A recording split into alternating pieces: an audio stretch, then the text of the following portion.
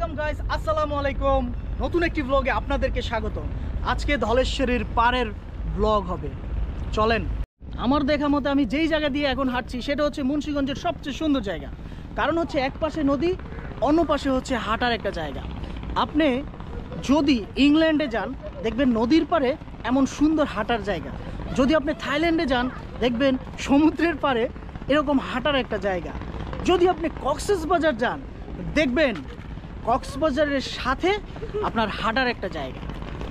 তো যেখানেই নদী সমুদ্র তার পাশে যেই হাঁটার জায়গাটা সেটা অবশ্যই অনেক সুন্দর। দ্যাটস ওয়াই আমি বলবো মুন্সিগঞ্জের সবচেয়ে সুন্দর জায়গা নয়াগাঁও পূর্বপাড়া। লঞ্চঘাট থেকে নয়াগাঁও পূর্বপাড়া পর্যন্ত যেই ওয়াকিং প্লেসটা সেটা হচ্ছে আমার কাছে সবচেয়ে ফেভারিট একটা।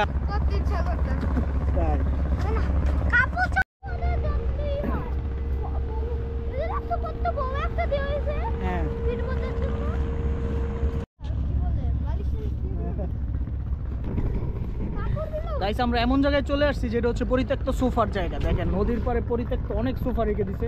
এই নদীর পাড়টা এখানে হচ্ছে পরিত্যক্ত সোফা।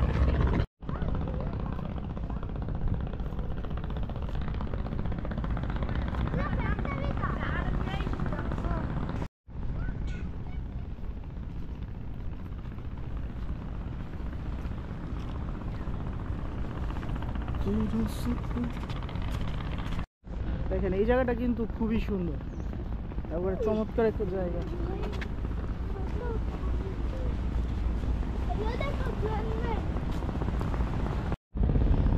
আমি এখন দাঁড়িয়েছি president professor doctor Iajuddin Ahmed residential model school and কলেজের পিছনে, সামনে না, আমার সামনে নদী, তারপর হচ্ছে এই কলেজের ব্যানার, ওইটার ভিতরে ওই পাশে হচ্ছে মেইন রোড। মেইন রোড হচ্ছে তাদের মেইন গেট। এই পাশ থেকেও কলেজটা খুব সুন্দর লাগে এবং নদীর পাশে হওয়াতে এটার যে ন্যাচারাল একটা বাতাস পায় সেটা কিন্তু স্টুডেন্টদের স্বাস্থ্যের জন্য খুব অসাম একটা ভূমিকা পালন করে।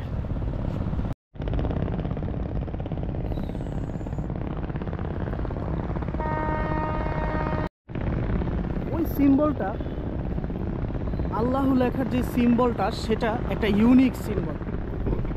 আল্লাহ লেখার সিম্বলটা আমার কাছে এত ভালো লাগে যে এটা মুন্সিগঞ্জকে, নয়াগাঁওকে একটা অনন্য মাত্রায় নিয়ে গেছে।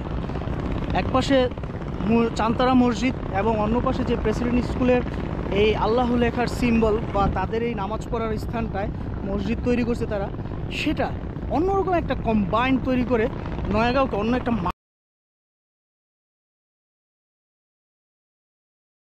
এটাই আমাদের মসজিদ। হ্যাঁ, এই মসজিদে আমরা ছোটবেলা থেকে নামাজ পড়ছি। হ্যাঁ,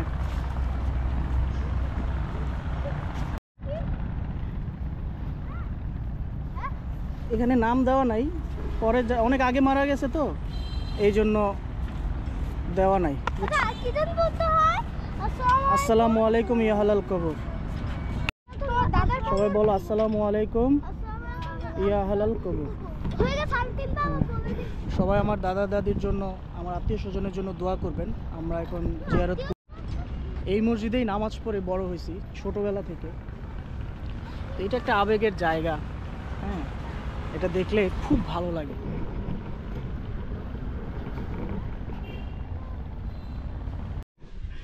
এই আমার চাচুর সাথে দেখা হয়ে গেছে। চলো তোমাদের বাসায় যাবো। ক্রিস্পো, তুমি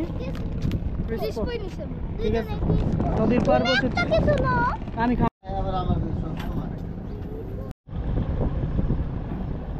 ছেড়ে আসে না বরিশালের লঞ্চগুলা অনেক বিশাল বিশাল।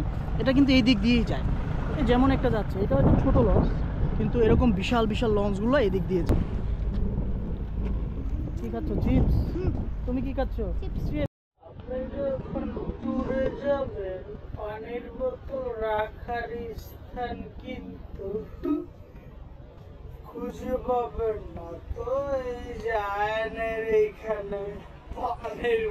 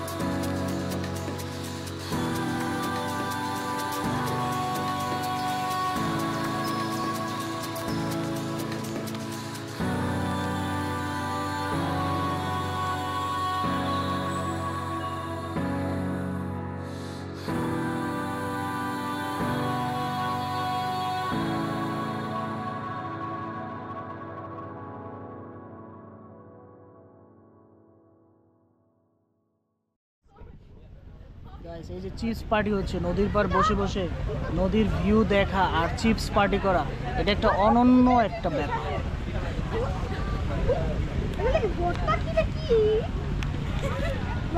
হ্যাঁ কোনগুলা?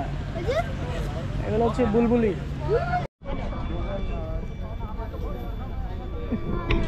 আয়ান বাপদাদার ঐতিহ্য রক্ষা করতেছে। আমরা এখানে আড্ডা দিতাম, বিকালে চা খাইতাম, এখন আমার ছেলে খাচ্ছে। আয়ন কেমন লাগতেছে চা খেতে নদীর পাড়ে? ভালো লাগতেছে কিন্তু অনেক গরম। তাই না? একবার খাইছিলাম জিহ্বা পুড়ে গেছে। আস্তে আস্তে খা। ওই কি আওয়াজ হইছে?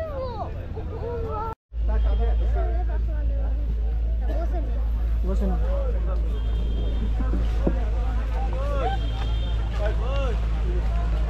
কেমন মজা না? আগে ফার্স্ট টাইম চা খাচ্ছে, তাও কি নদীর পার বসে? মানে নদীর পার বসে ফার্স্ট টাইম নদীর পার বসে। বাসা খাইছে তো